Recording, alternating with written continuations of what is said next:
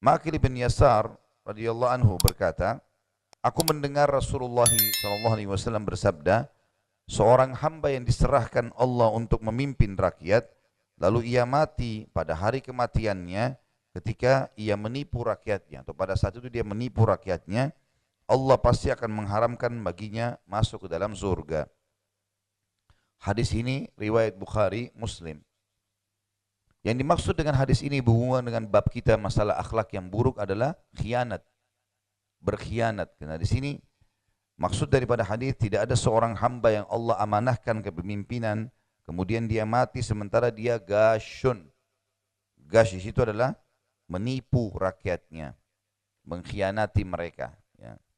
Kecuali pasti Allah akan haramkan baginya surga. Tentu hadis ini menjelaskan tentang masalah kepemimpinan. Ya, siapapun yang diberikan pimpinan, bisa pemimpin negara, bisa pemimpin lembaga, diberikan amanah. Lalu dia menipu mereka. Menipu ini banyak babnya. Misal, menipu dengan kata-kata, menipu dengan perilaku, menipu dengan janji-janjinya. Ini semua adalah masuk dalamnya. Misal dengan kata-kata, dia mengatakan, baiklah nanti saya naikkan gajinya. Nanti saya begini, nanti saya akan berikan janji. Bohong. Dia tahu dirinya dia tidak akan lakukan itu. Maka ini masuk dalam masalah gash atau menipu. Ya. Banyak orang mau jadi presiden, mau jadi raja, janjinya banyak sekali. Akan begini, akan begitu, saya akan begini, saya akan begitu. Bahaya, kalimat ini berat, pertanggungjawabannya di depan Allah Subhanahu wa ta'ala. Kita kalau punya masalah sama tetangga saya satu orang, itu sudah cukup habisin pahala kita hari kiamat.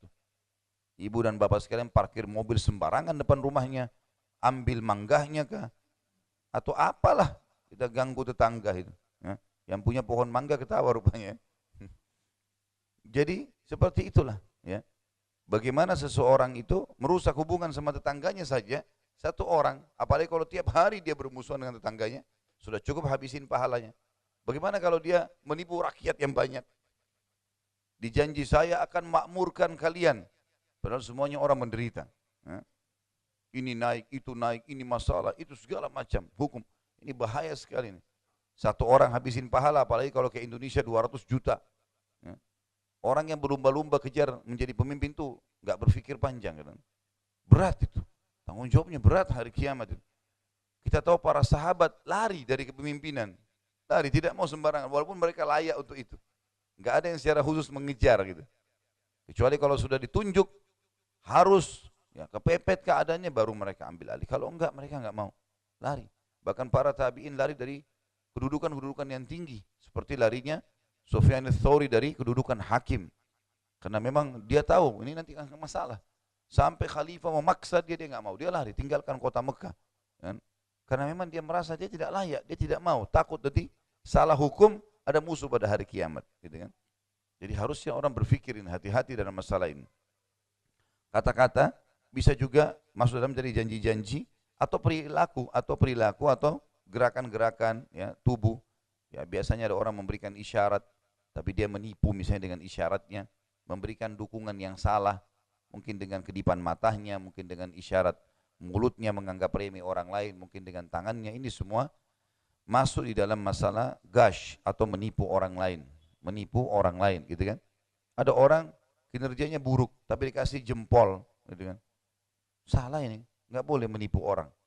Salah ya salah. Seorang muslim hidupnya jelas. Salah benar-benar. Nggak ada tengah-tengahnya. Nggak bisa digabung, bercampur baur nggak bisa. Halal jelas, haram jelas. Di antaranya samar-samar. Siapa yang menjerumuskan dirinya pada samar-samar, dia menjerumuskan dirinya pada yang haram. Nggak bisa. Seorang muslim jelas hidupnya. Mana baik, mana buruk. Baik sekalian, buruk sekalian. Tengah-tengahnya nggak ada nih. Gitu kan. Hadits ini ya juga memberikan pelajaran yang lain adalah diharamkannya surga. Yang dimaksud diharamkan surga di sini Bapak Ibu sekalian adalah diharamkan sampai dosanya bersih di neraka kalau dia orang muslim. Karena kita tahu tidak akan kekal di dalam neraka kecuali 3 golongan, kafir, musyrik dan munafik. Kalau orang ini muslim, dia menjadi pemimpin misalnya, kemudian dia menipu rakyatnya, janji-janji segala macam tapi dusta.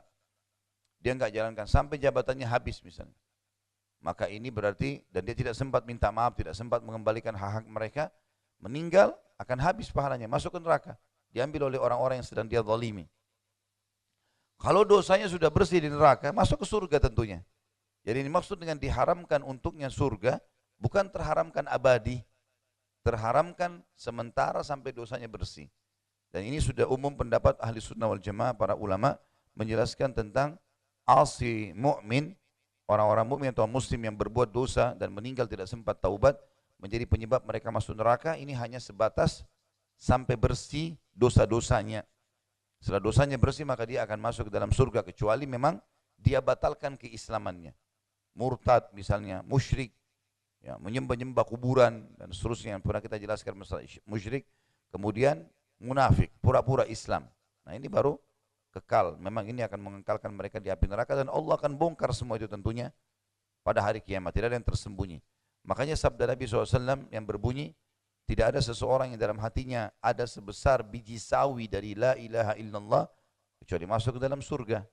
Berarti memang keluar nanti dari neraka.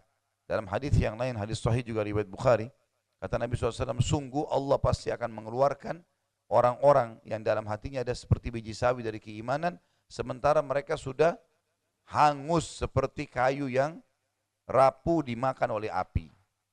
Jadi mereka akan dikeluarkan tentunya. Jadi di sini bukan pengharaman surga abadi, tetapi akan sebatas dibersihkan dosanya. Cuma memang berat, ya. Berat. Allahu alam dia berapa ribu tahun disiksa di neraka. Apalagi tidak ada kematian. Kematian hanya satu kali. Orang yang bilang nggak apa-apa, saya masuk neraka, yang penting nanti juga saya masuk surga. Ini orang yang tidak belajar, tidak punya ilmu. Ya. Kalau saya pernah bilang kalau ambil korek gas saja bakar ibu jarinya sendiri berapa detik sudah panas, 1 menit bisa matang. Bagaimana kalau tiap hari api melekat di tubuhnya dan tidak ada kematian, hangus dikembalikan lagi, untuk apa? Tidak ada gunanya.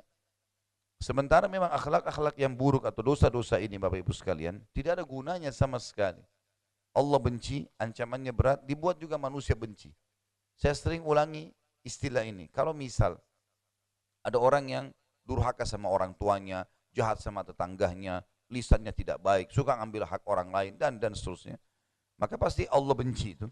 Allah buat manusia benci, orang sekitarnya tidak suka berteman dan ancamannya berat. Kenapa nggak jadi orang baik saja? Nah, orang baik bagus sekali.